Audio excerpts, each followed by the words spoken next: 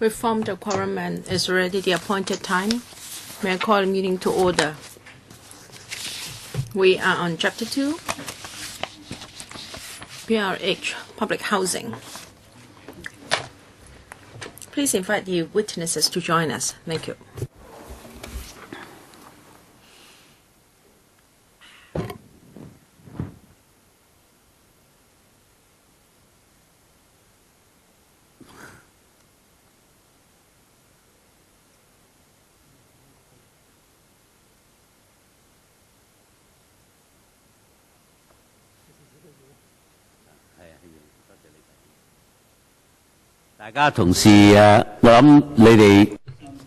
Members, you've all declared interest. Okay. Any new decorations, please? No? Then all members who have to declare have already declared. Chairman, may I declare that I am a former HA member. I have already made all the decorations for you. 好，多謝局長同埋班同事啊，我嚇。Welcome, Secretary, and your team. Actually, welcome two secretaries.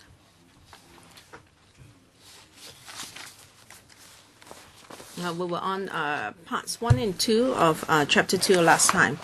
Can of you are the lead member for these two chapters? Can you have a go first? We'll each have 15 minutes.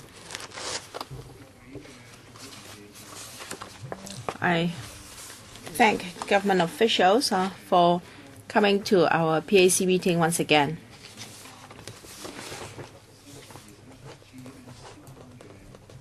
Well, we have all got paper R62/2/GN3. Financial information on construction cost. On GN3, para 7.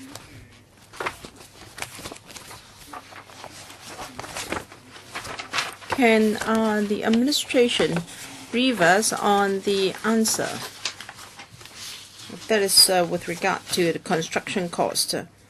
Mr. Ying or the PS, please. Chairman.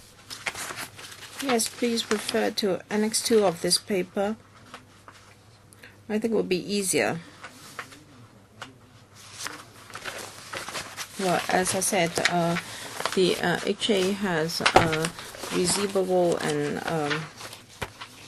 payable mode of reporting. Now, how do we indicate the construction cost here? Well, we have depreciation, and our accounting policy is to use a linear depreciation period of 50 years for all buildings. And in order to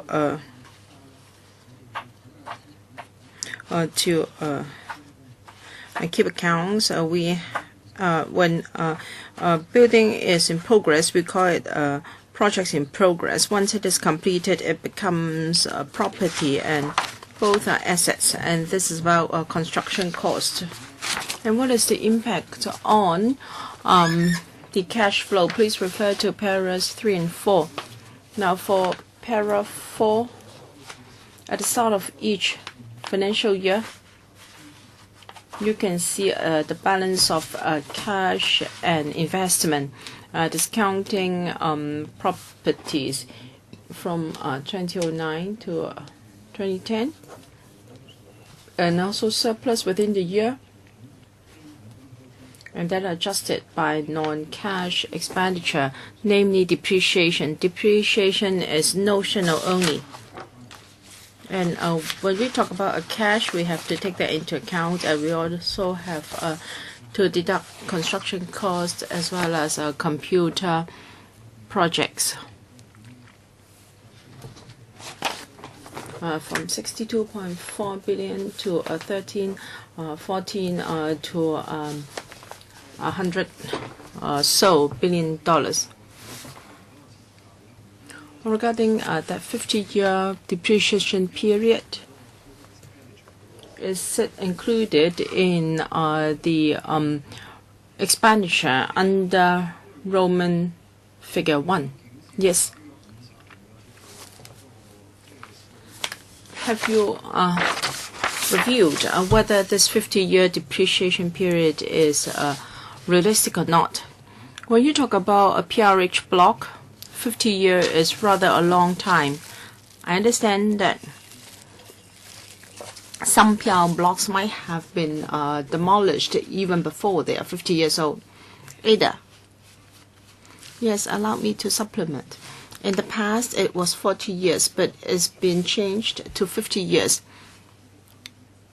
Because of our new design standards, our buildings can last at least 50 years. Some may even longer. Part 2. Planning for provision of PRH. I have no further questions for the time being, so I may start with Part 3. And if members have questions on supplementary information, they may choose to continue their line of questioning. For myself, I will start Part 3, Management of PRH Construction Projects. Table 7, page 38 of the report. Shows a construction project life cycle. There are 7 important stages.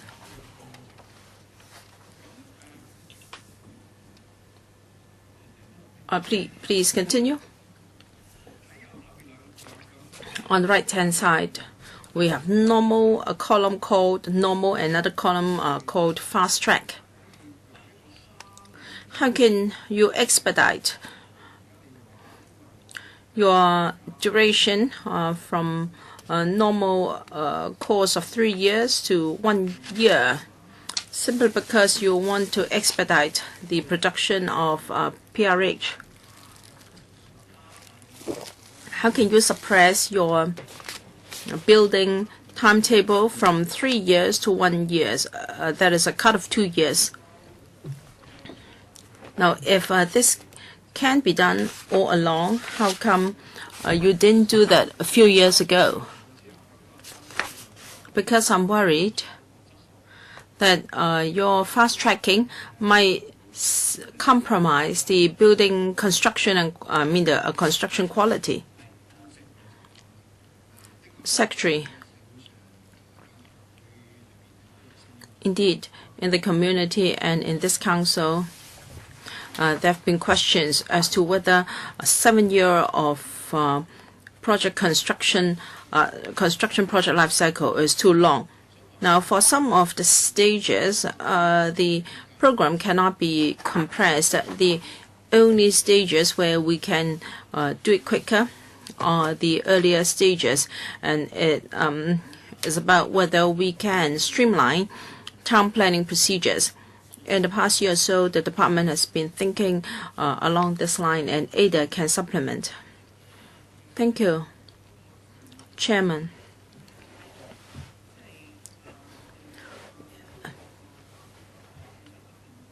Now,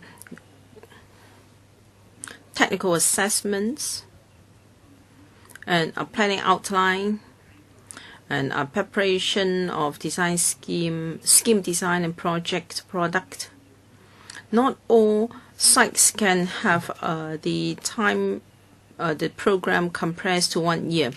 It depends on whether the land is already well formed and no land resumption and no land formation is needed. It's only in such sites that we can compress the project life cycle from 7 to 5. So, in sites where it is possible, we do a few stages simultaneously to shorten the time from 7 to 5 years. It cannot be applied to all construction sites.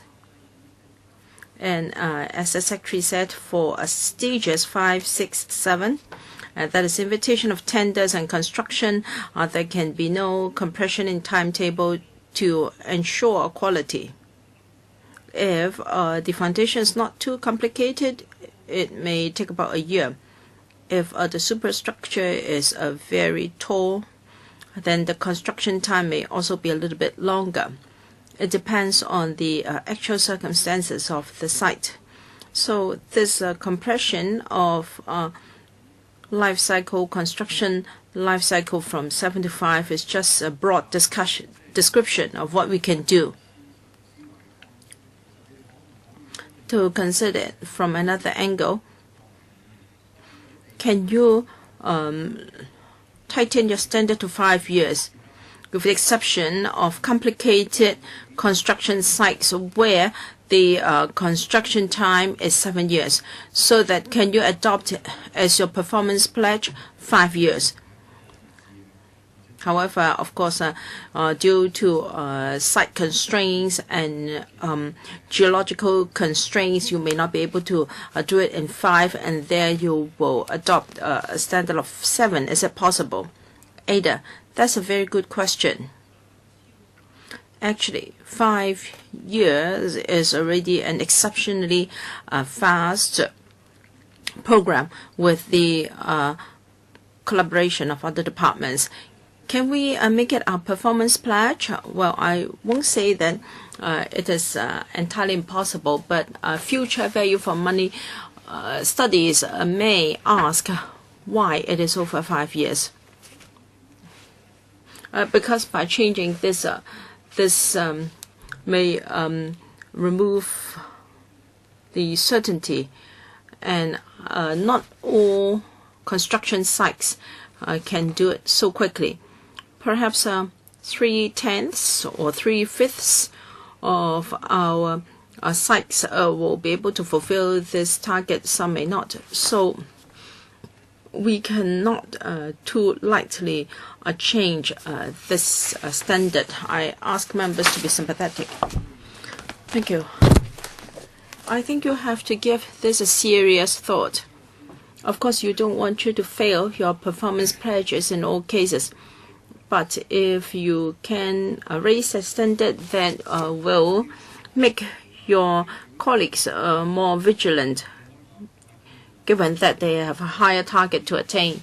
Chairman Ada, for Table 7, Stage 4, is it because you have used a lot of prefabricated units so that you can save so much time?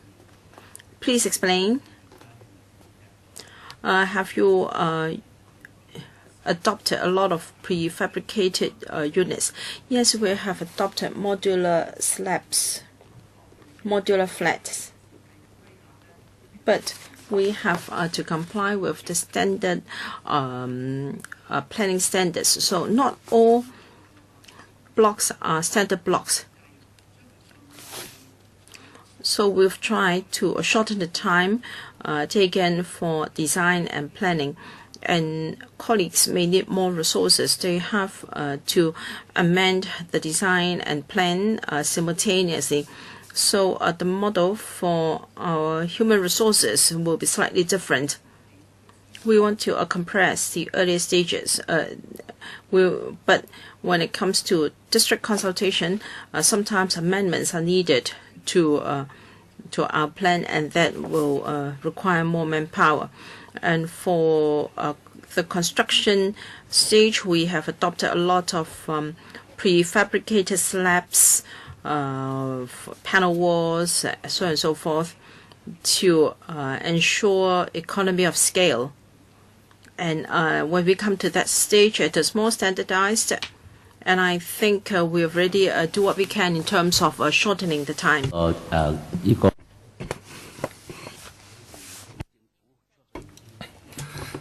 In the PWSC tenders, it's very hard for them to complete But is it quicker in the housing department? Well, I have not made that comparison. But in the housing authority, we have our own tender committee. From issuing the tender to receiving tenders, it takes 6 weeks, and then we consider the tenders, and that time is usually sufficient.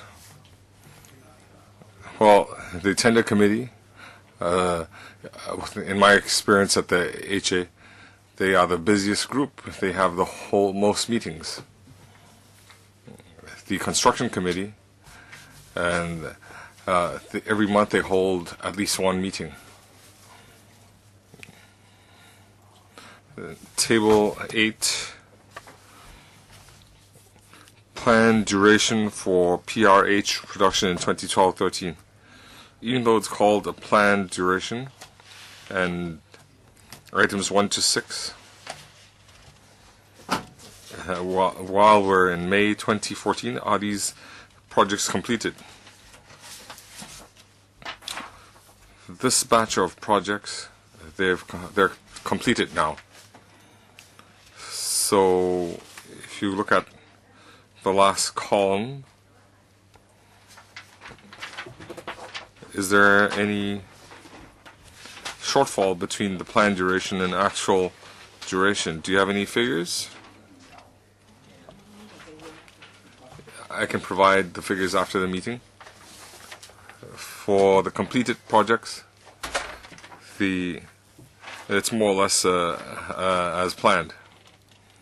Well, I'd like to point out of the 6 projects in Tuen Mun Area 18,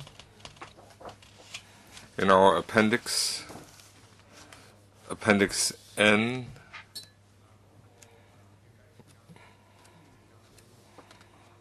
the planned production was 68 months, and the other projects varied from 51 to 57 months. So the Tuen Mun projects used 68 months. If we look at Case 5, Appendix N, we see the housing department needed to consult the Tuen Mun DC, and that's why this project was postponed. In point 2, it says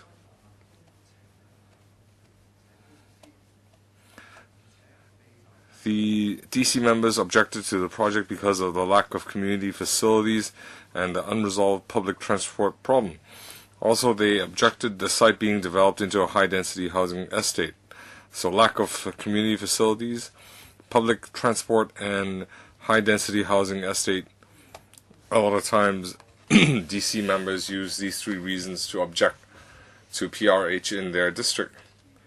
So, after learning from this lesson, the Housing Department and Housing Authority, in building PRH, how will you communicate with the district councils?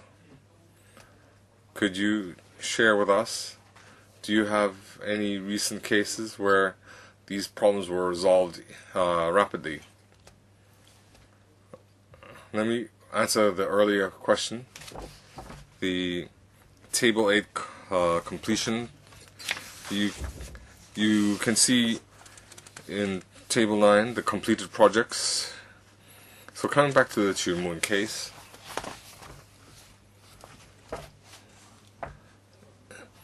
after settling on the OZP, we had a document for the Strategic Development Committee's endorsement, and it was done before completing the District Council consultation. Now, if a normal procedure were followed, we could immediately resolve the traffic problem, because there was a bus stop, but district councillors felt that the bus service was insufficient, so they wanted to resolve transport issues first. They wanted buses from Tuen Mun Area 18 all the way to Tsim Sha Tsui, Yau Ma Tei, Wong Kok, and they also felt there wasn't a community facility there. So we needed to negotiate with the government, and that needed a little bit of time. But that was not a necessary postponement, because the Area 18, we needed to build overpass, otherwise we wouldn't be able to access this construction site. There wasn't a highway linking, and that work was ongoing. So we took the suggestion and handed it to the SPC, the Strategic Planning Committee, and the district consultation. So finally, the government decided to build a community hall, and needed funding. They needed FC funding, and it was developed simultaneously. After completion, the community facility, it took a little bit longer than the residential project. We wanted to complete the residential buildings as soon as possible and coordinate the community hall. So we wanted it to be built together, even though its completion date would be a little bit later. So it seems like it was a long time now.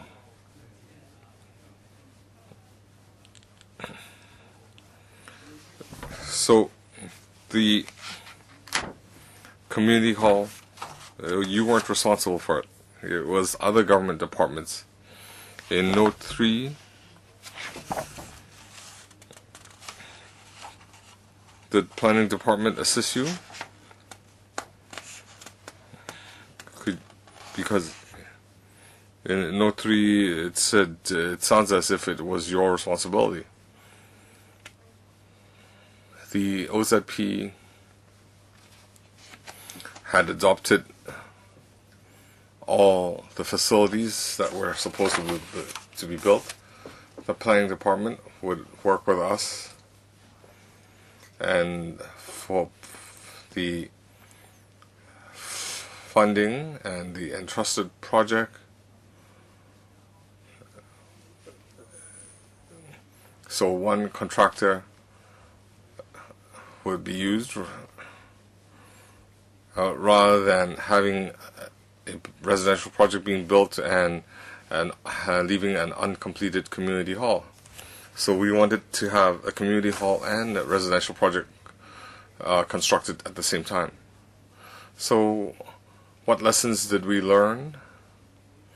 Well, before the document is submitted to SPC, we need to complete the planning brief and district consultation before submitting the document to then we could avoid this case where we had to consult with we had to have frequent consultation. Well, in providing community facilities and resolving transport problems, are these typical requests?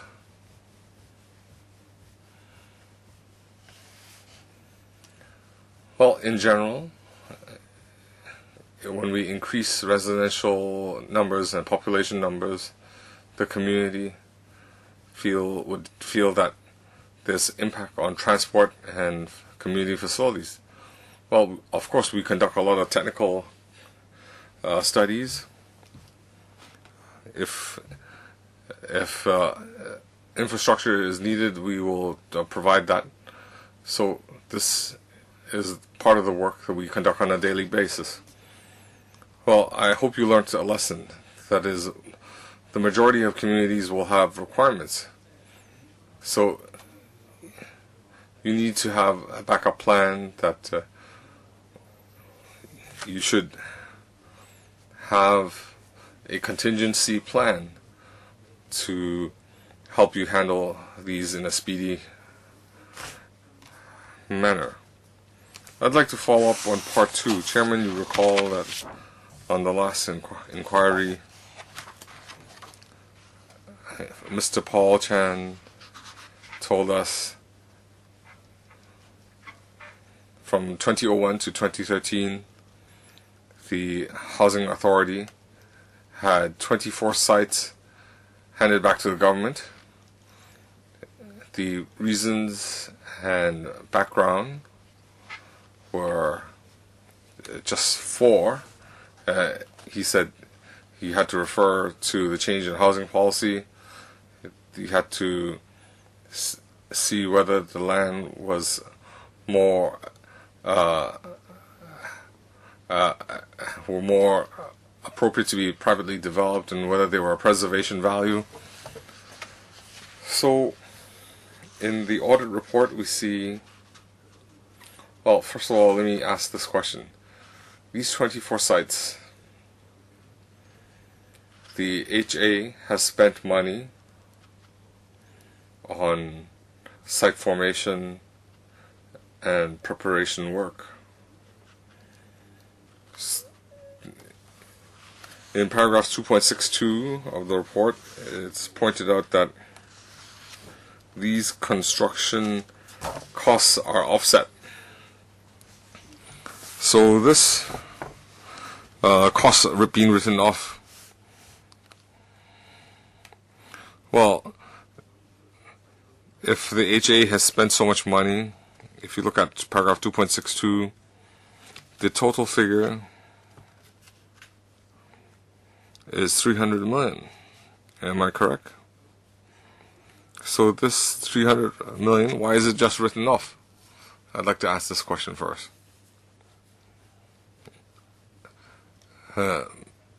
Mr. Professor Chung, well, as we said on the last occasion, these 24 sites being handed back to the government, each site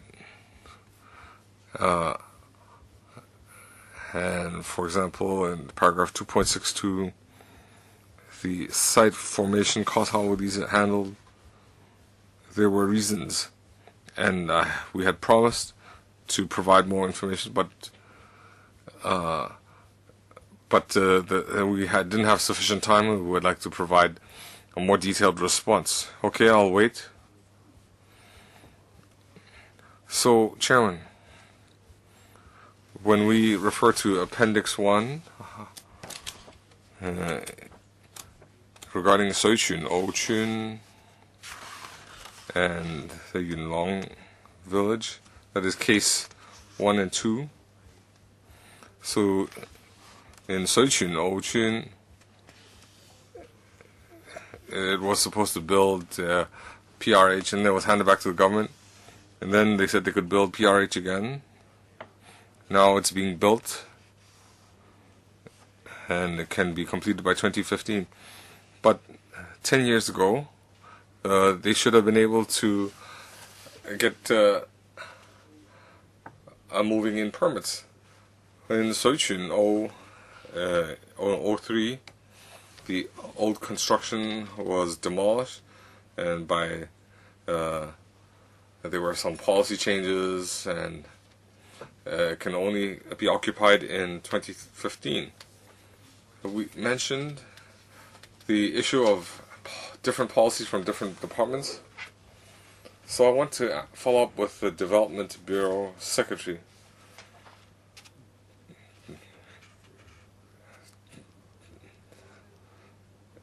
Well, supply depends on when you can get land and how quick you can build.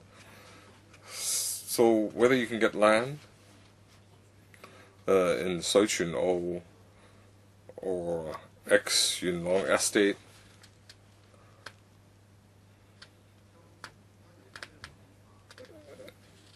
is there anything that can be avoided now? I'm aware you pledged you would give us a document. To tell us how you can streamline the situation where a few committees have say over who should get the land. So can you tell us how the Leung administration is going to rectify the defects. Chairman. Appendix I. Yes, Appendix I. Appendix I. Case 1. Secretary.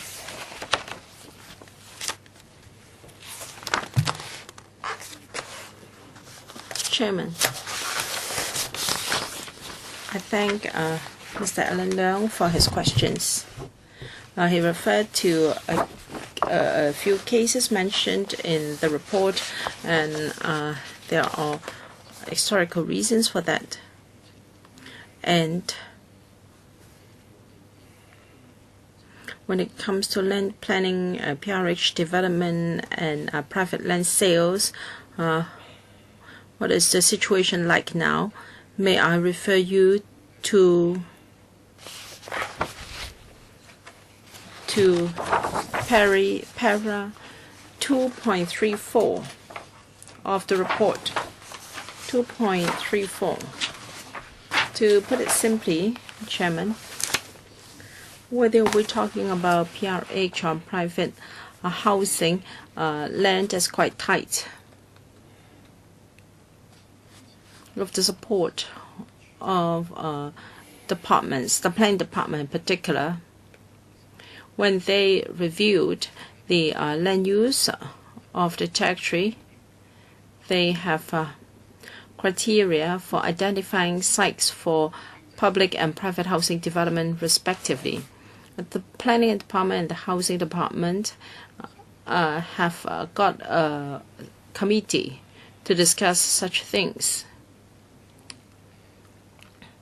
For land earmarked for PRH, if community consultation is needed, the Housing and Transport Bureau will take on the work. For land for private housing, the Development Bureau is the lead bureau. Land for both types of housing is very tight. In order to meet the future building targets, the 120 sites identified will be the subject of consultation in the community in a half year's time. And we do have communication in the interim. For instance, after the consultation, some sites might be switched from public to private housing development or vice versa. We can't rule out this possibility, but we are in the process of discussion. Alan, I do understand that at the end of the day you have it's all up to it all boils down to the level of commitment on the part of the government. When there is pressure from the market, and if once you will hand over PRH sites to for private housing, then I think PRH just takes secondary importance in this government. For the paper to be given to us, please tell us categorically how the Leung administration's commitment to providing public housing can be shown in very concrete measures and policies. We will certainly examine the paper very carefully to our satisfaction. Well, whether you can deliver the amount of flats will depend not just on the availability of site, but the construction speed as well. So please, may I refer you to Table 9, page 41.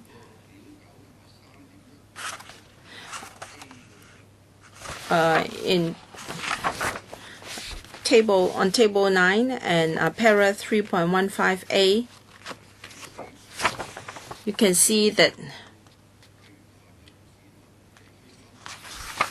the speed of development will depend on whether there is objection in the community or things beyond the control of the HA, such as inclement weather and delays caused by other parties.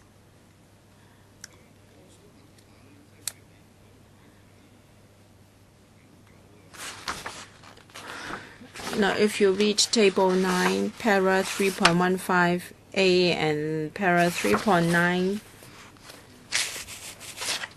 well, you can see that for 6 projects that have suffered slippage, if you compare the completion date with the planned completion date, the slippage ranged from 2 to 7 months. I'd like to hear from the Housing Department. Now, of course, for some of the slippage, it is due to factors beyond your control. I'd like to ask HA how you can control these circumstances better so that you can make the slippage as short as possible. Do you have any specific measures? Ada, please. Please tell us the challenges you face. All right. The Secretary will talk about the policies, and Ada, please talk about the actual measures. Well, during the can we learn from our past experience in design and planning so that we can avoid slippage as far as possible? Well, we have now decided to deal with views from the community as early as possible, and we should also consult district councils as early as possible. So we have improved our measures. And I think we have had better experience in securing the support of the community. For instance, we ask our Deputy Director to chair local consultative forums so that residents and members of the public can voice out their views as far as possible. When it comes to detailed design and tendering, we always proceed as fast as possible. We have outsourced a lot of our steps so that we can have sufficient resources to provide the services we need. And when it comes to construction, we use a mechanical method of building as far as possible. And we have gone for the most frugal way of finishings so that we can spare the finishing works. As a result, we can improve the flow of work, and we can also lower the demand for manpower on site. However, when there is rain, we have to build in 1 month to 2 months for the foundation and the superstructure respectively. However, there may be a particular wet year, and we have to provide a longer grace period. Mr. Leung asked whether we can be more aggressive in planning for the construction time. Now, we will see whether this is possible. When a project is near completion, there might be unforeseen underground circumstances. Our approach is to carry out investigation works earlier so that we have a better grasp of what is underground, so that there won't be any delays to our construction as a result. So these are the improvements we have introduced. I hope I'm not asking too much. The Deputy Director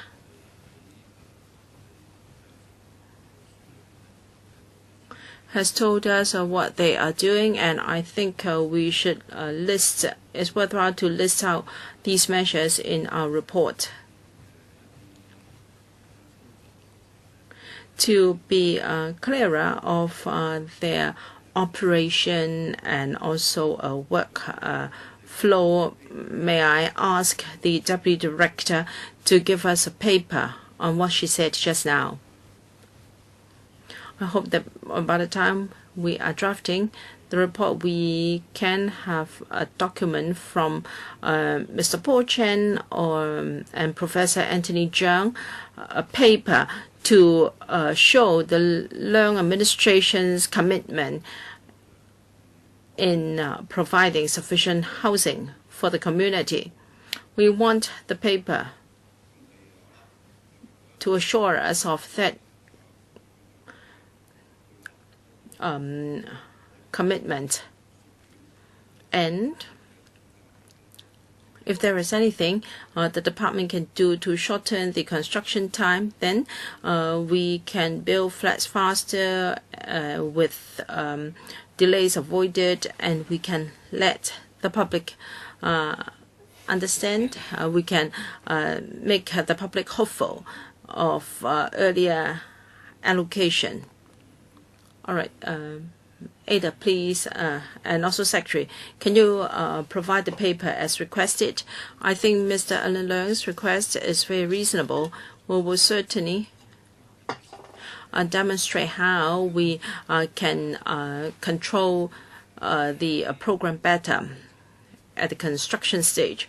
Now, if you want us to play safe, of course, the planned completion time will be longer, but we don't always want to play safe. Sometimes it is about striking a balance.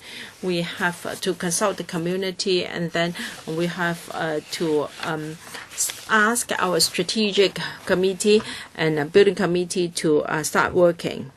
Mr. Mlangsing, thank you. I thank the officials for the supplementary information. I failed to declare. I did it for you already. Well, I am a former HA member. Paras 3.7 through 9. It's quite clear that the projects are going to suffer slippage. In Hong Kong, we are a city of slippage. Well, it's just by way of introduction.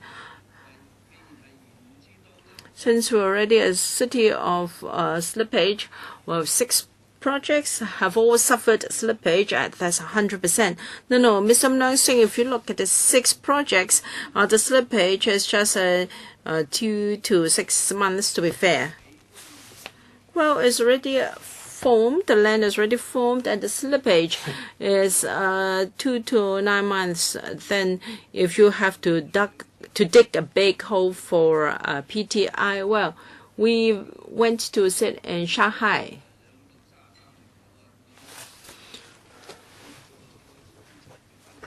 Well, such a scope, when compared with building 2 blocks of 33 stories now, while we are laymen, well, for building such blocks, the slippage is about 6 months. Then for a massive transport infrastructure project, thing is understandable. Do you have to declare interest? Well, I don't think I am remotely related to that. So what is the harm in delays? In Tuen Mun Area 18, it's very clear. That is, we have a long consultation period. So I'd first like to ask,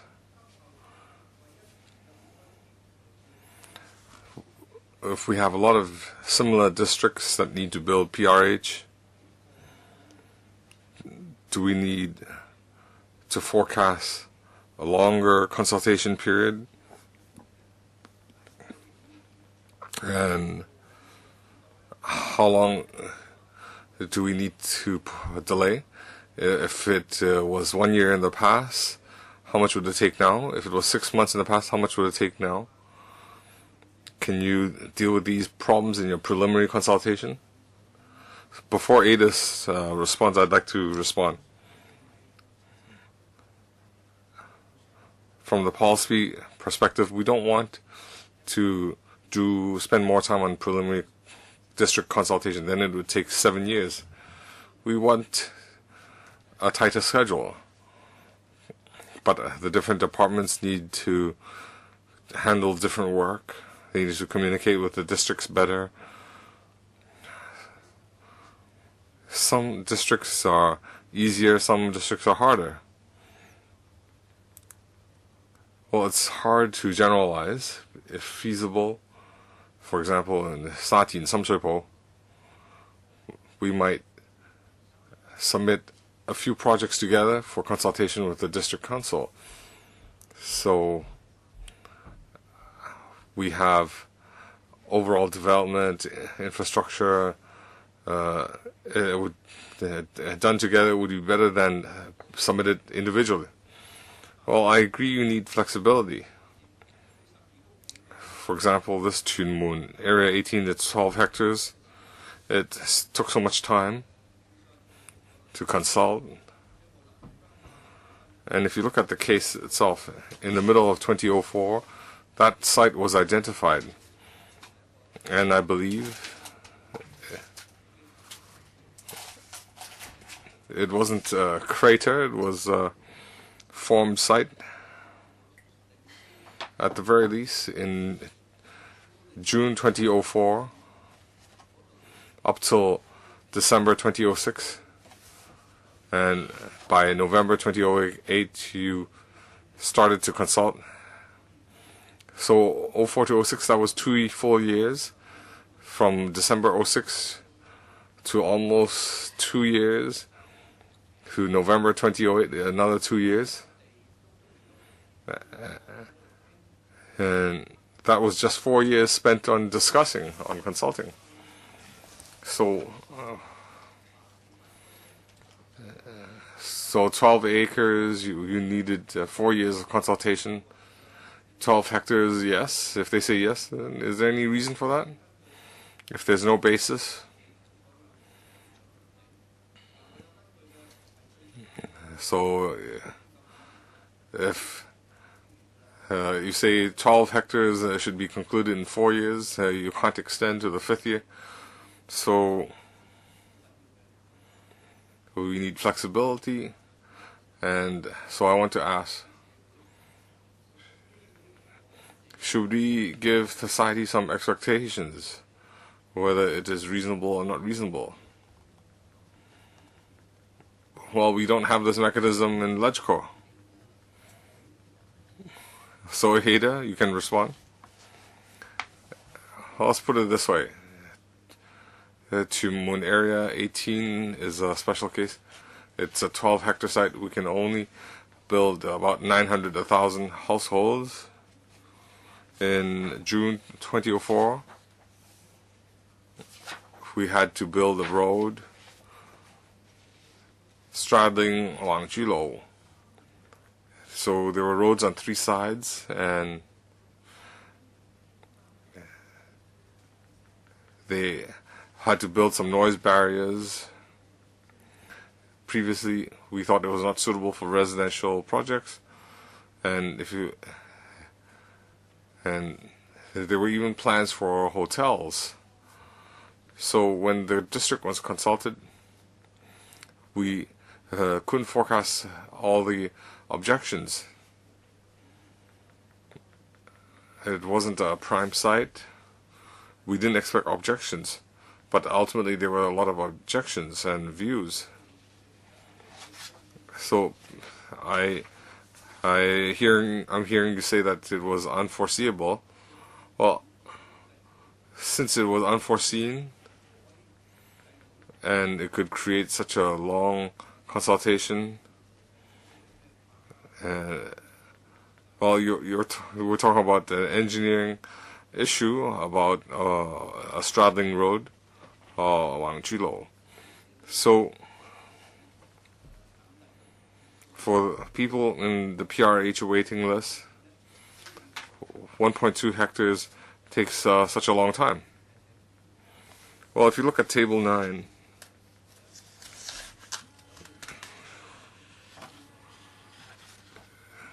we have extensions because of construction problems, but consultation, it's out of their control.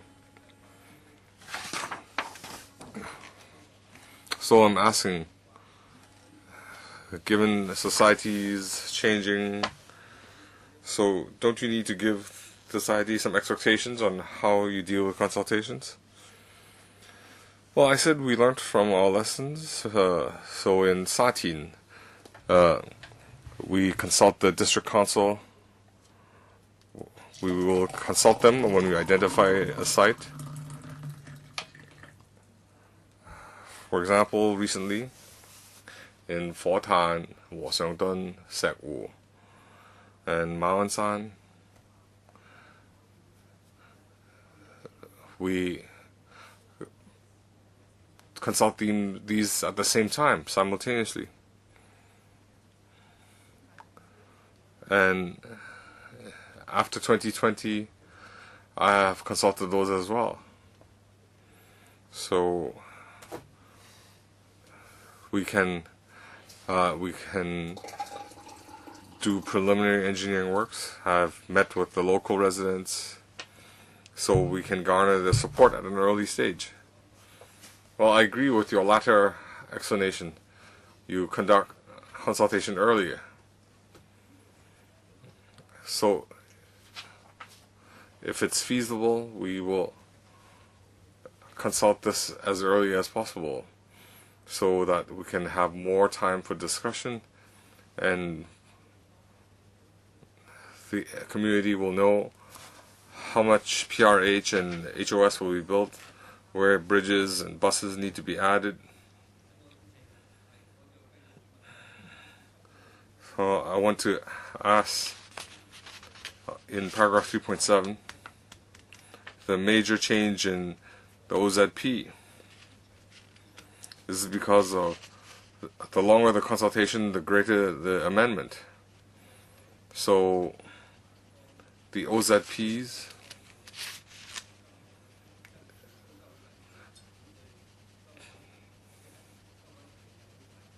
so can you expect a lot of amendments? So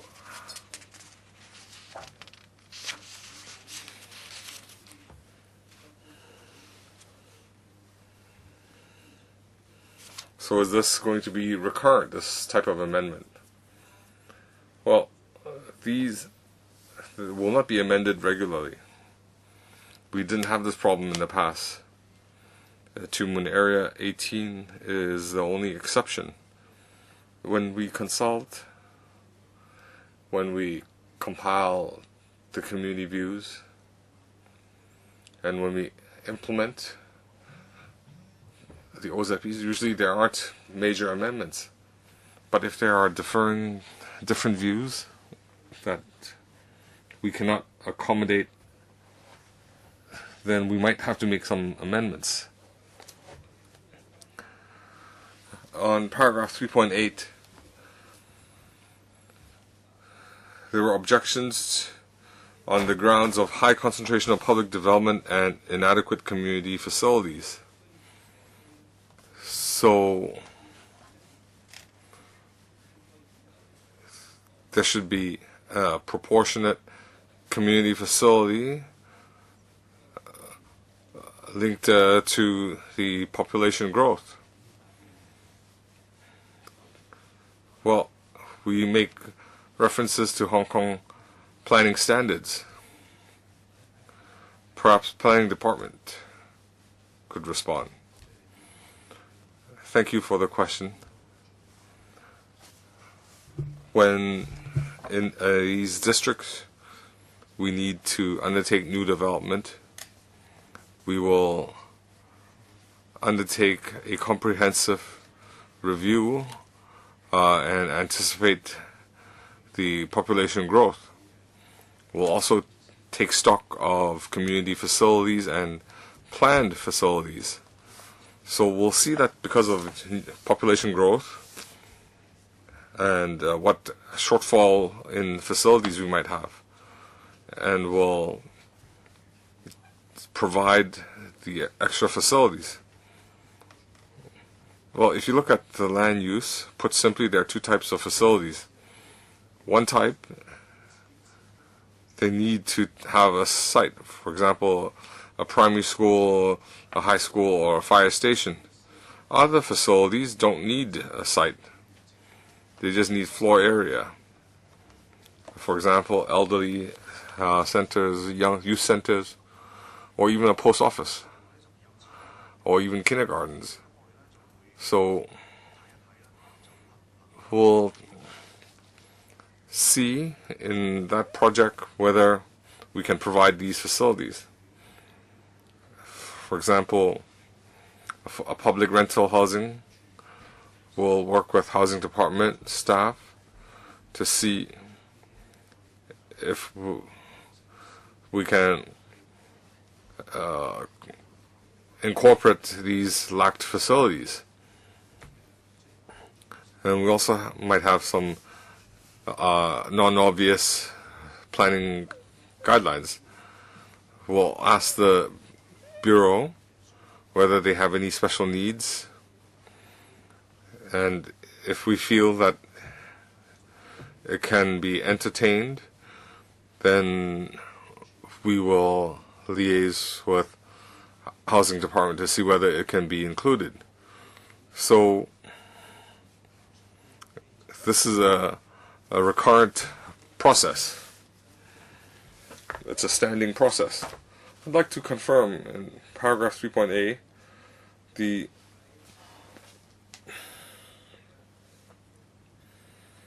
why does it take a long time to discuss is because there's a lack of community facilities. And in March 2014, the HA explained to Audit that the provision of community facilities was not planned by the HA and was beyond HA's control. Well, so if it's not planned by the HA, then who is planning that? Well, if we have uniform standards, a community of 10,000, we need how many facilities? There should be a standard guideline, so it shouldn't be a planning problem. You just follow the standard, and it's not in the HA's control. So who has the final word, and who has the discretionary powers? Well, as Ms. Ada Fong said, any housing project needs to comply with Hong Kong planning standards, and the community facilities such as schools and so on. It depends on population and community characteristics.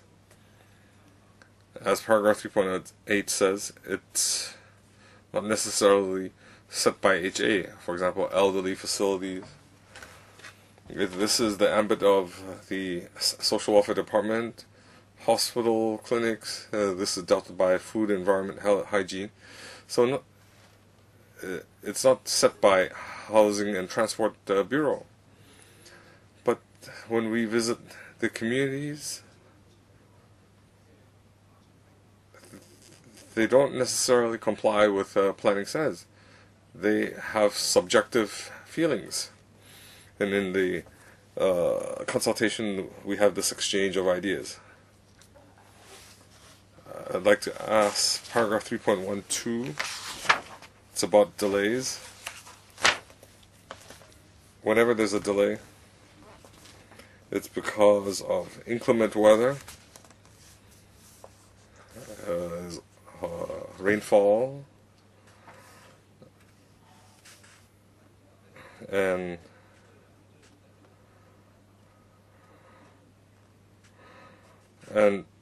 regarding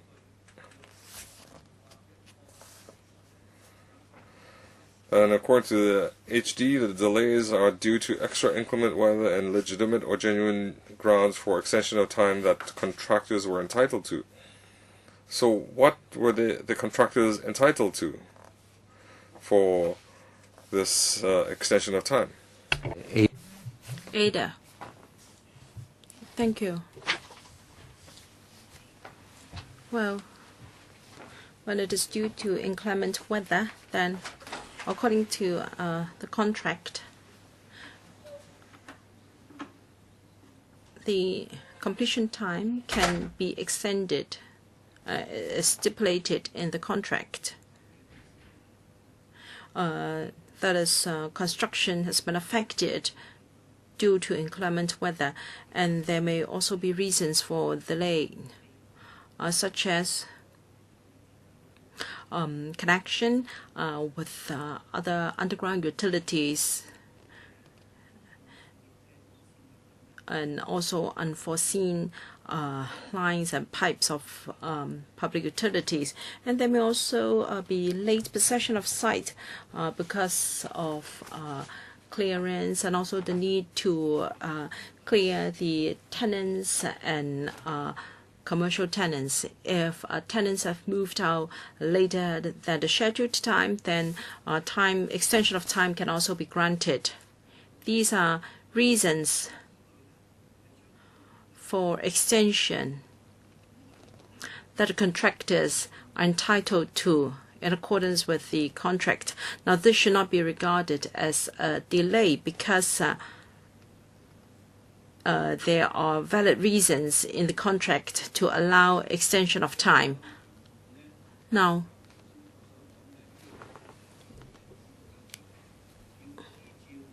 here it says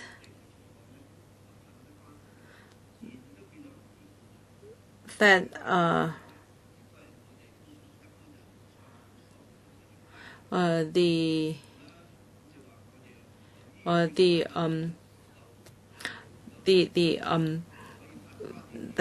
for extension of time that contractors were entitled to, because members of the public or laymen may not understand how come delays will not be regarded as a delay anymore. I'd like to know whether this is common in construction. Ada, this is an excellent question. Now, we have a contractual period. For instance, we have provided 1 month of wet weather for the foundation works, and also 2 months for the superstructure. But if then in that particular year there have been more than 3 months of rain, then people may think that there is a delay. But in fact, in the contract, this is a reason for the completion date to be deferred, and that is in accordance with the contract. Now, perhaps we have not built in enough risk period due to the rain, and perhaps it's because we were too aggressive. But there are also unforeseeable factors, such as a connection to pipes and underground utilities. Now, if such delays were not anticipated when the contract was signed, and if there was indeed such problems, we want to ensure that the contractor will complete the works in a safe manner. All right, this is accepted, but I'm sure the chairman will agree with me that for the end users, now, if you told them that it would be May next year, then of course it's just like if I am waiting for a bus and I'm told that the bus will come in March next year, I will certainly wait at the bus stop at that time, and when in fact you have agreed with the contractor that the completion time can be delayed. I think you have to ensure that there are reasonable arrangements with the users. For instance, if some tenants have been allocated to flats in a particular estate, you should let them know. You should feel that they are being compensated for that loss. In fact, by the time allocation of flats is done, the flats are close to completion, so we can be more certain with the date of delivery. Let me supplement. When there is the completion of a new estate, we will allocate the flats 1 or 2 months earlier, and no more earlier. And in our letter of offer, we will make it clear that the housing estate will be available soon. Are you going to accept it or not? And we'll also put in proviso. Although the flats are expected to be completed by a certain date, we can't be too sure because sometimes the weather is beyond our control. Kenneth, would you like to move on to part 4? No, not really. I haven't completed this part yet. Going back to table 9, completion dates. Now, note 1 says other than domestic blocks, the PRH project may include construction of car parks, ancillary facilities, footbridges, and walkways, etc. Well, I'd like to know whether these additional facilities have led to your delay in completion, or have you already factored in the need to provide such facilities in general? For if we could predict that ancillary facilities other than domestic blocks would take longer, we will factor that in. But I think in another housing estate, there was a pedestrian subway which was planned to be completed at a different time from the flats. Now, footbridges and walkways, of course, some of them are important for connectivity's sake. I'd like to know whether the delay in completion of any footbridge or walkway would affect the completion of the whole project, or would it depend on the circumstances? And I'd like to know whether these footbridges and walkways have to be built by HA for sure, or will it be done by other departments? Ada, if they are included in our contract, then some of them might be commissioned projects from by the government. For instance, a community hall at Tuen Mun Area 18. The start date was later than projected, so the completion date was then deferred. Our risk management principle is that we have to ensure that our domestic blocks and the major facilities such as accesses and access roads can be completed on time, so that our flats will be ready for population intake. But if we talk about ancillary facilities such as footbridges and walkways, if they suffer delay due to some reasons, that is not going to affect the completion of our domestic blocks.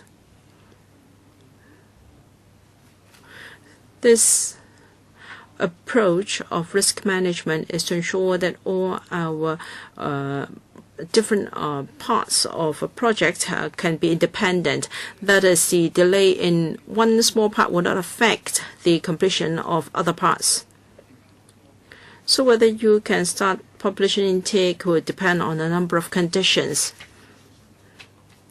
For ancillary facilities, you will separate them from your domestic blocks. I really like to clarify whether this is the case. Indeed.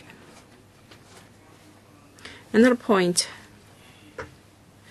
is still about Area 18 of Tuen Mun. I'd like to have a look at this from a macro perspective. The major problem here is public transport. We'll talk about a major trunk road and pedestrian accesses. Of course, they have to be ready before population intake can start. Is my assumption correct? The main trunk road and pedestrian accesses. Your understanding is correct. Okay. In Two Moons case or in other new development areas, very often the bus and GMB routes are not yet ready. I think on another occasion, when we had a hearing on air quality or adjustment of bus routes, I know it's a very time-consuming and complicated process. The local community may have views on the number of bus routes to be added, and I'd like to ask whether you can't start building the public transport facilities before that is settled and agreed. I think I'll comment on the general, and then Ada will talk about the situation in Two Moon Area 18.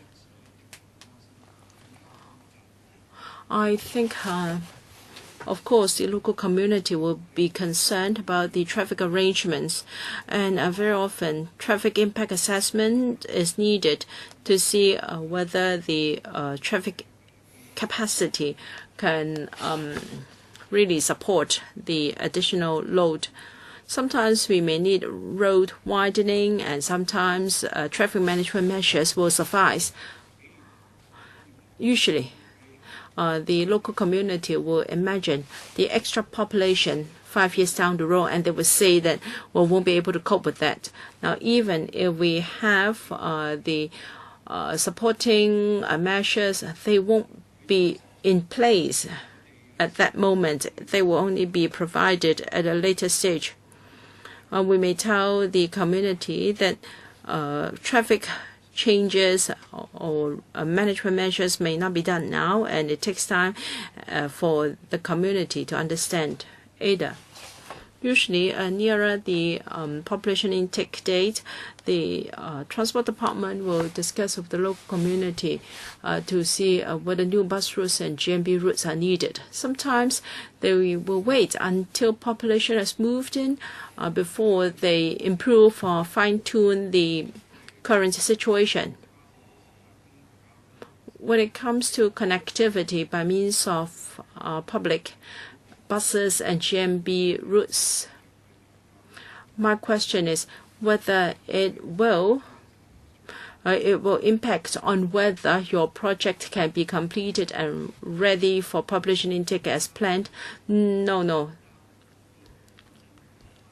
For instance, in Section O, there is a PTI, and there won't be any uncertainties for new development areas to ensure that there are the supporting public transport infrastructure and facilities before population intake can start.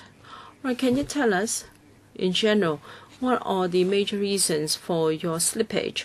Is it because of the weather or other important factors in all the different, summing up the situation in all these cases, can you give us the general reason? Very often it's because of inclement weather and also things unforeseeable. In particular, the conditions underground.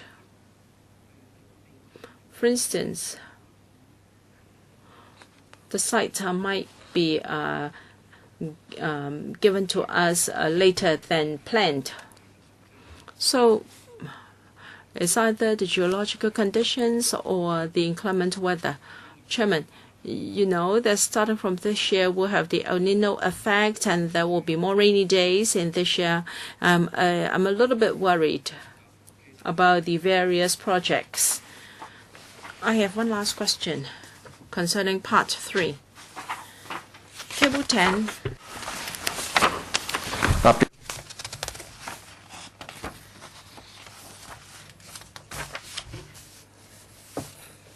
Table 10 is projected costs for projects.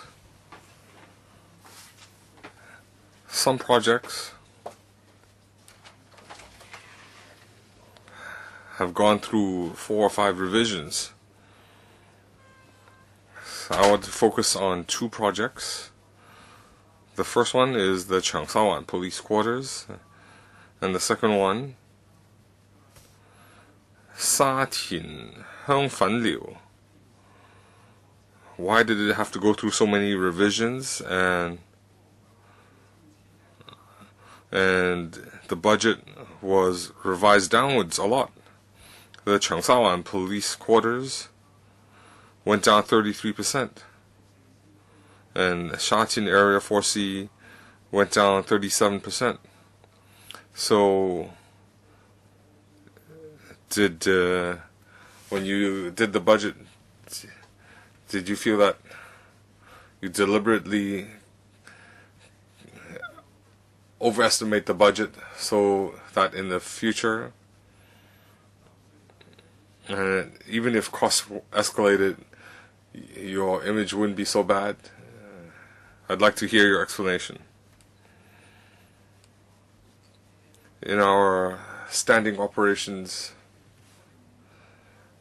at different phases in the design building phases, we control costs. In the strategic committee and the building committee, we have to have the budget approved, and in the construction design phase, the construction is endorsed by the building committee. That's how we draft our budgets.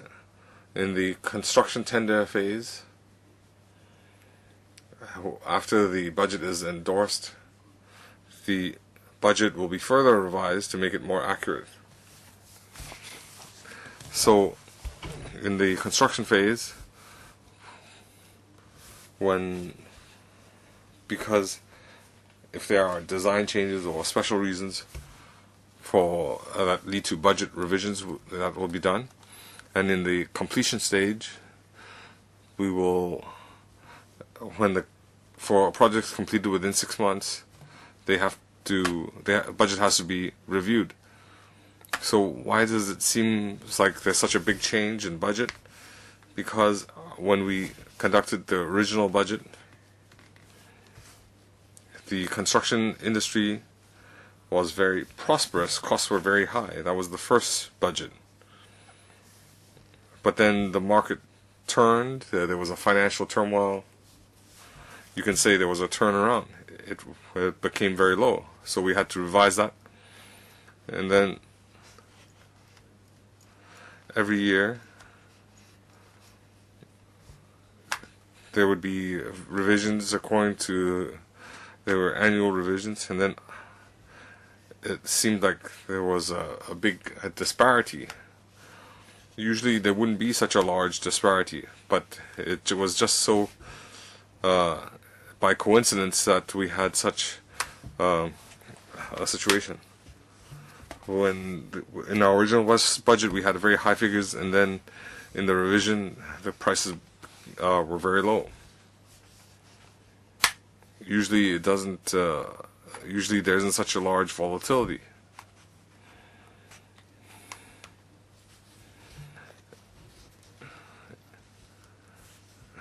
Why do we have a 37% drop? That was compared to the original budget.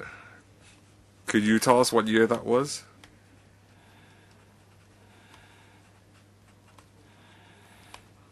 That was at the highest point in 2008, and then the subsequent revisions occurred in 2009 or later, because that was the financial tsunami.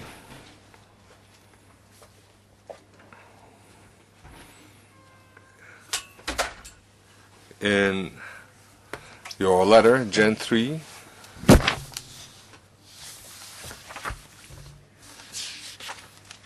using this table, could you take us through the table? in 0809.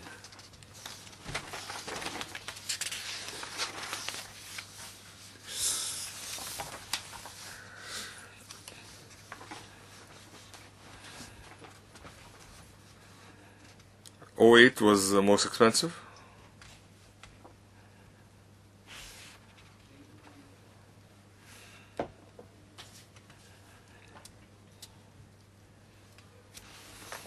Could you use this table to explain the 37% drop? No, you can't do it that way.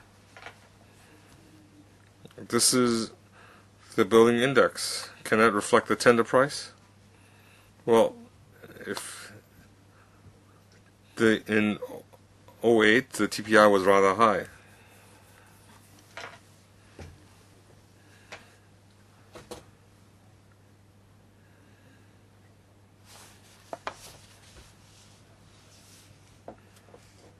'08.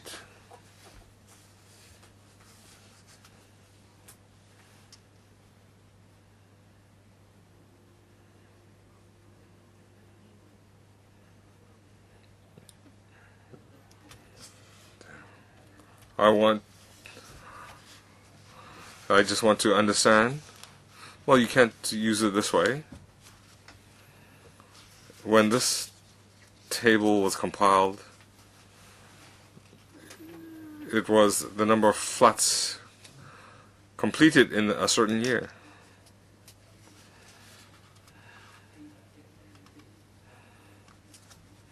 Mr. Leung is asking you the question, where do we see that the actual tender prices being low? Well, it's not, you cannot compare the two. This is flat production. The TPI is the tender price for the superstructure construction. So it does not reflect the change in the budget.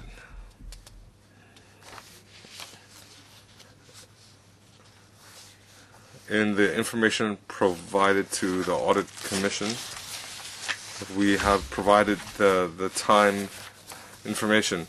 The chairman's information can be provided after the meeting.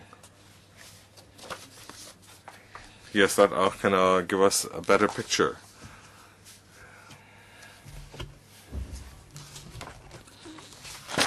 .23b tells us more or less the same story.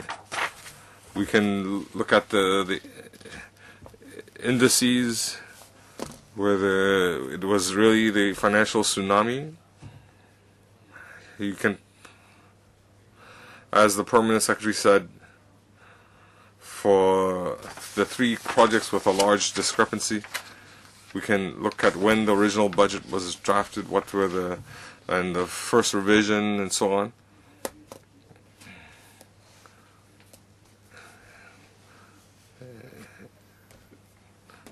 Recent prices have gone up. For example, the RTHK building from 1.6 billion to 4 or 5 billion.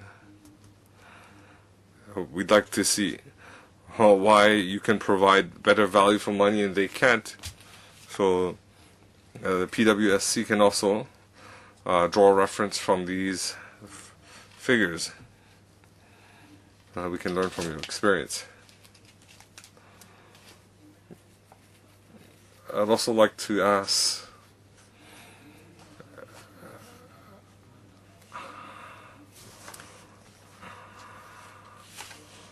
I just also want to follow up here. If 3.20 says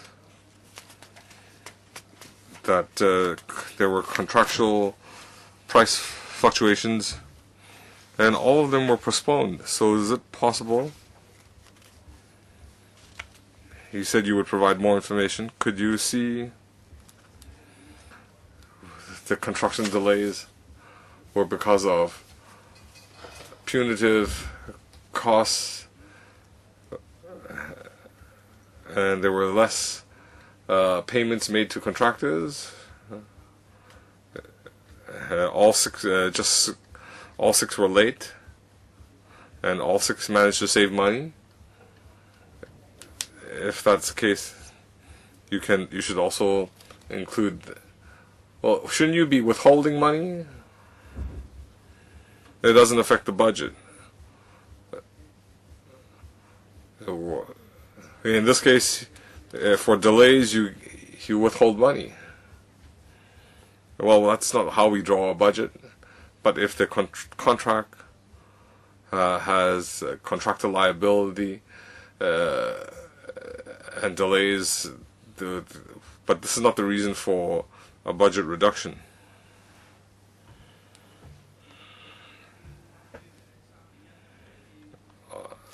I also have questions on paragraph 3.15.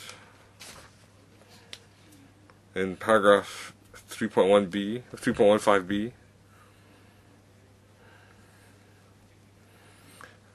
HD project officers have been very proactive and actively liaise with all stakeholders.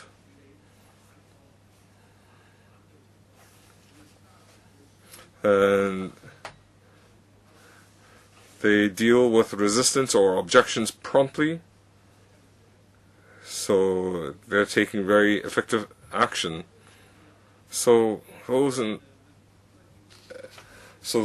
people in charge of construction, they will separate the residential projects. They would endeavor to separate the domestic portion and try to complete it earlier so as not to affect PRH intake. So I'd like to understand, is there a mechanism to separate the domestic portion, and when the domestic portion is separated, do you have any success cases to share with us? I have to use the Chunmun Area 18 example. So the community portion, the non-domestic portion, you can say it was separated from the resident with the domestic portion. So in one contract we would have different parts under construction, so our residential part wouldn't be affected. So that's what we definitely will do. If estate is redeveloped and there's some objection, we might have to separate it such that the whole domestic portion can be completed as early as possible and would not be delayed by non-domestic portions. Well, in the future then, in Chun, we encountered similar difficulties, so by separating the PRH, can we get more support, and in future land resumption, we can include PRH, then you might be given a freer hand. That's just your opinion. Well, since you're running against objections, well, it's just my personal opinion. But you deserve credit, and the secretary can probably do a better job in the future. I'll just respond in general. In 3.15b, you can also read it as when you encounter objection or when project delays, we need to give priority to the domestic part.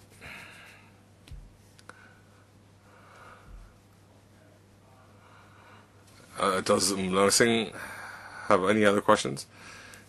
If not, allow me to start part 4. Before we do so, can I refer you to Annex 1? Can you tell us how we should read Annex 1 of Gen 3. Annex 1, can you explain that to us? Flat production and TPI. Because we want to have a better understanding of this. Yes, last time it was asked whether our flat production would be in any way linked to the tender price index. Well, we build more when the indices are high and vice versa. Well, according to this table, you can see that there is no direct relationship whatsoever. When sites are available, we will start completion as far as possible. But you do have an annual budget. Will it affect your production?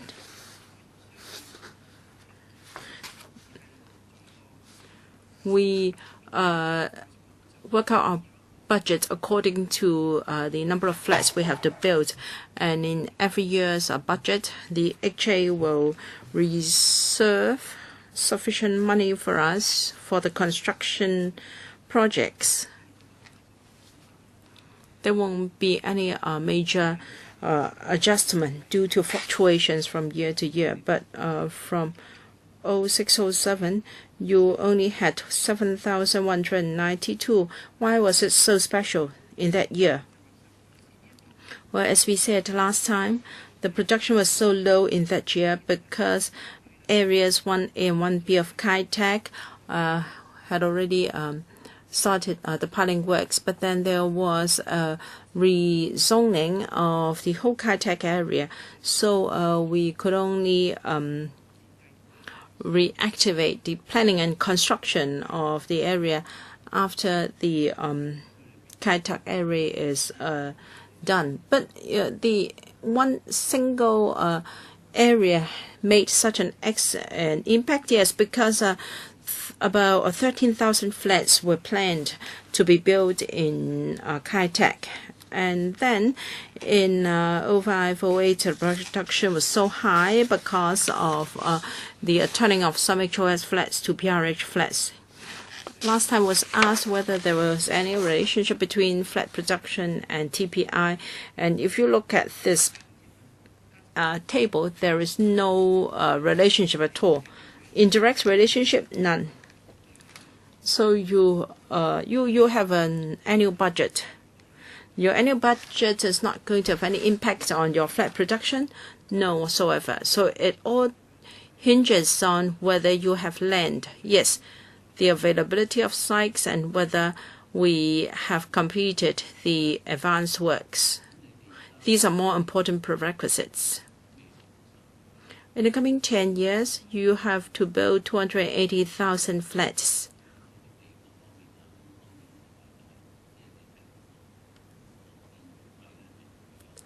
So the construction costs are not going to affect you in the delivery of the target. Is that right? Well, if we have to boost our flat production, we must have sufficient sites and resources, including manpower and financial resources. Because under the LTSS, you have to build 280,000 in the coming 10 years, or have you kept it at $70,000 per flat? Of course, resources is an issue if we have to build so many flats, but out of the 280,000, 80,000 are HOS flats, and we can recover some of the costs. But as Ada said, the greatest determining factor is the availability of sites. All right, so financial resources is not the major factor. Availability of sites is more important. Yes, there are a few limiting factors. Availability of sites, the manpower supply from the labor sector, from the construction sector, and the financial situation of the FS. I think the availability of sites is the biggest factor. But of course, Financial resources is also a problem. We have started our discussion with the Treasury. Kenneth, can you go on to part 4? Not yet. While we're on this chart, I'd like to know the calculation of HATPI, Housing Authority Tender Project in Tender Price Index. What is the formula? The TPI would depend on wages, materials, cost of materials, and renminbi rate, the exchange rate of renminbi, and the activity of our construction sector also makes an impact. So we adjust it every year with reference to other indices, such as indices of large surveying companies and the government. In general, it is a consolidated index, and I've already outlined the major components. But every year, the fluctuation of material costs may be different. For instance, the price of bronze and the price of copper, and then we will usually build in a most cost-effective manner. If for the particular year the price of reinforced concrete has fluctuated a lot, then the impact on us may be bigger than it is on the private sector. So you do work it out yourself. You do not just borrow it from the market. You compile a TPI for the HA in particular. Yes, if members want more information, we can provide members with our analysis of several indices in the year and also the trend of the two largest surveying companies and the ASD. Ada, can you help? Well, if the unit cost of building a flat is 70,000, where can you find the TPI here? Well, this is based on the tender prices for contracts in 2013-14. That's based on the construction cost of PRH units in the previous year. And of course, it also depends on whether the foundation works required, particularly complicated, whether we are talking about a slope. I'd like to know whether in the past decade the average has been $70,000. As I said, this is based on tender prices that have come back for 2014. It's not really the average for the past 10 years. For those completed in 2008-09, the cost was about $200,000. All right, you have now it is 700,000. If you use the TPI, well, in 2009-10, the TPI should be much lower. Is that correct? Yes, your observation is correct. So 700,000 is the TPI for 2013-14. Yes, Kenneth. I move on to part 4. Do you have any objection? No, I really want you to move faster. Okay. Okay. Because we've only got 3 of us left. 3 is the quorum, so we know none of us can go. Part 4. Redevelopment of public rental housing estates. I have some basic questions to ask. First, para 4.19.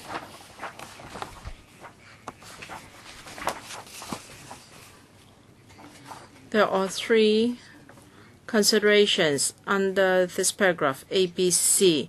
in deciding whether a PRH estate should be redeveloped. I don't think the three factors are of the same weight. All right. If in carrying out an investigation, it is found that a housing block is no longer safe or economic to maintain. Now, this is under paragraph A. Does that mean that even if... Now, I'd like to know whether safety is the overriding consideration. When it is not structurally safe, you will pull down the block without thinking of other factors, okay? Secretary, policy-wise, if the housing block is really unsafe, we will not drag our feet. But A is more than that. Sometimes, by means of large-scale maintenance, we may be able to improve the condition, but we have to bear in mind the cost-effectiveness. And we will also consider whether there will be any redevelopment gain and whether the time is suitable for redevelopment. Well,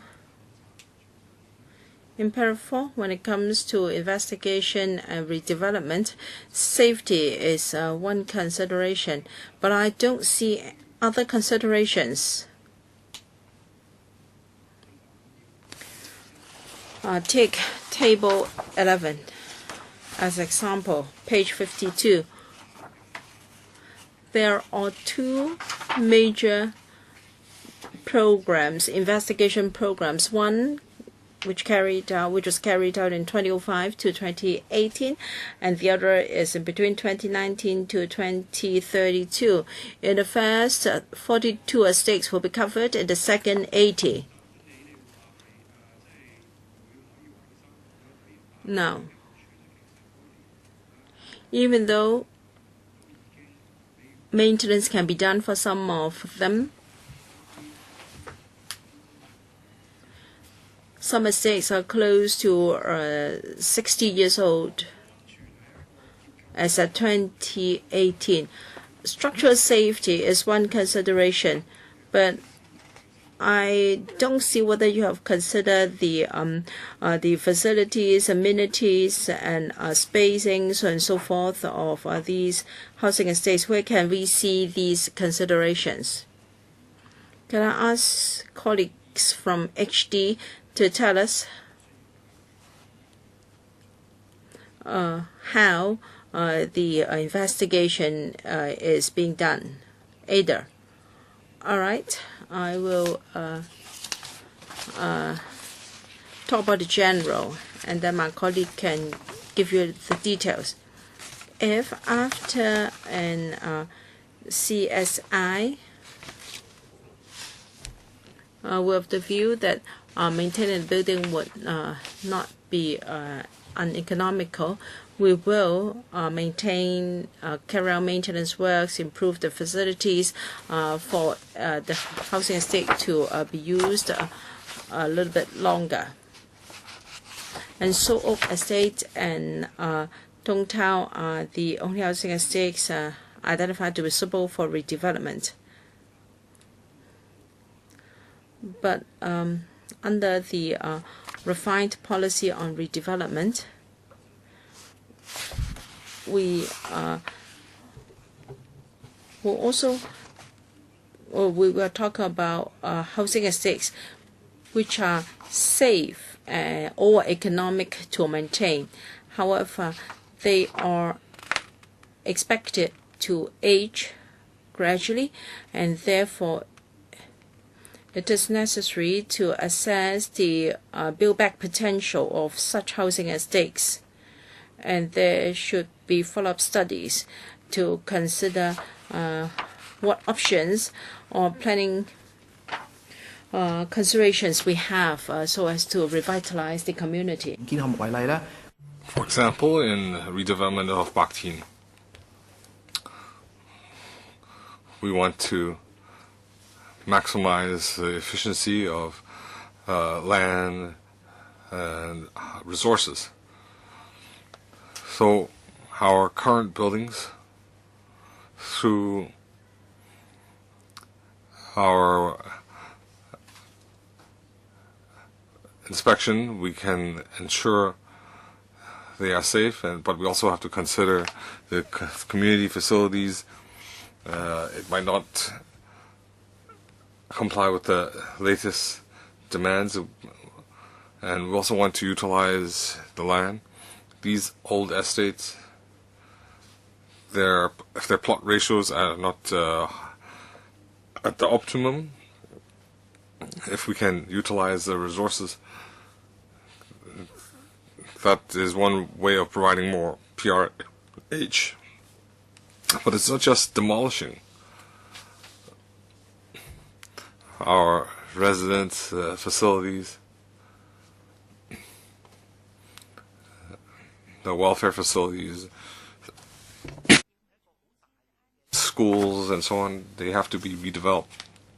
So we have to be very careful, and we need to communicate with the relevant bureaus and departments.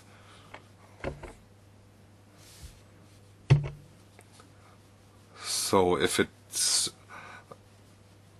suitable for redevelopment,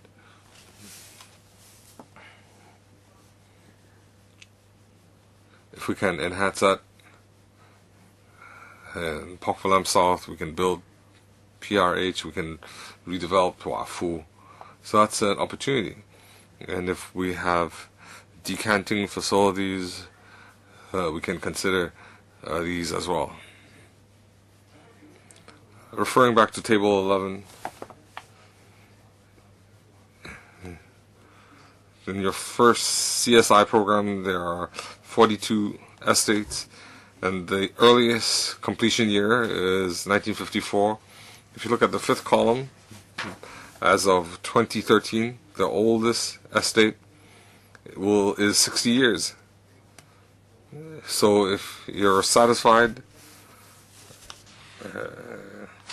if you add 15 years to the 60 years, that's 75 years. Of course, it's not just a safety issue. I'm talking about buildings built in the 50s. Do you think that's very human? You're talking about 70-year-old PRH.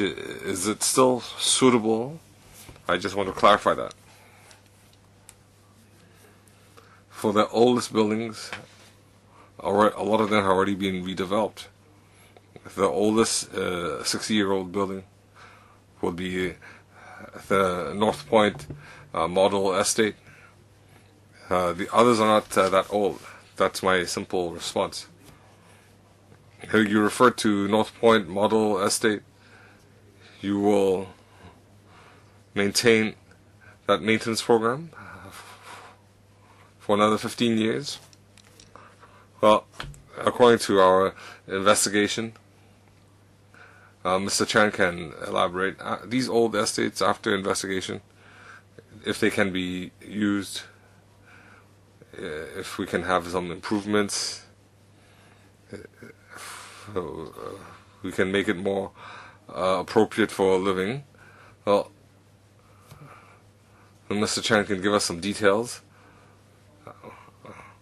So the current BRH and old PRH, they are not luxurious accommodation. In private buildings, they have clubs and so on.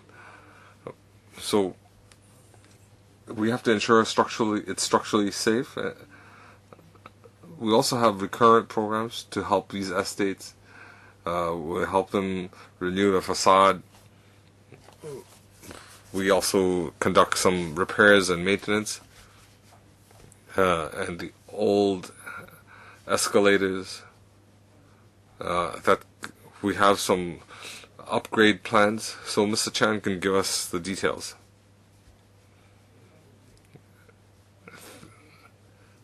Just now, Ada had gone through her explanation.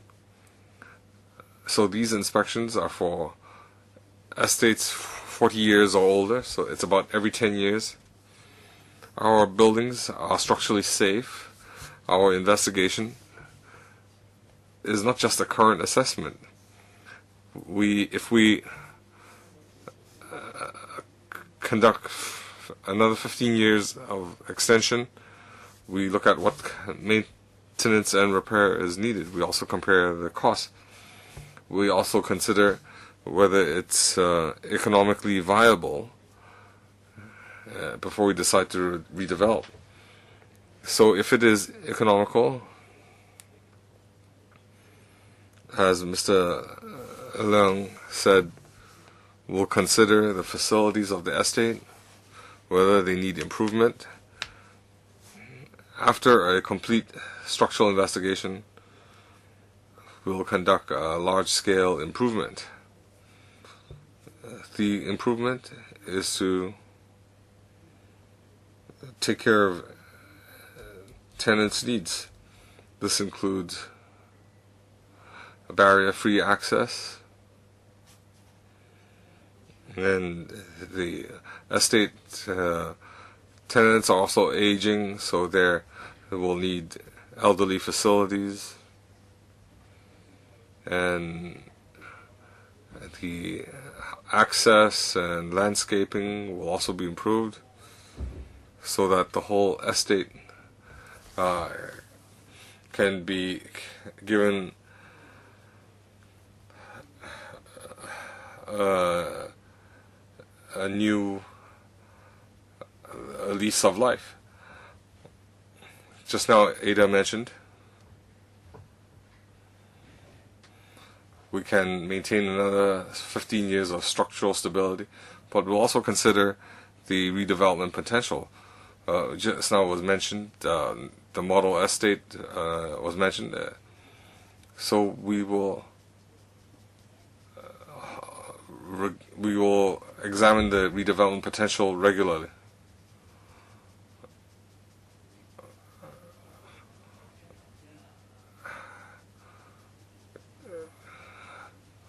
In 4.19, you mentioned that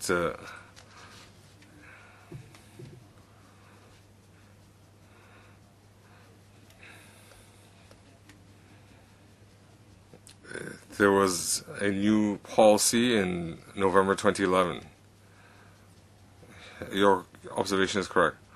We will consider all three criteria A, B, C.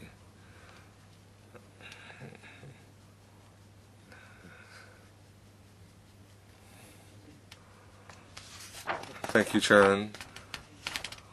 In 4.3,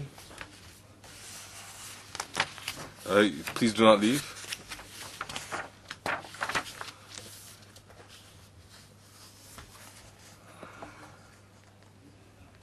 We don't have a quorum. Let's take a short break. Let's take 5 minutes.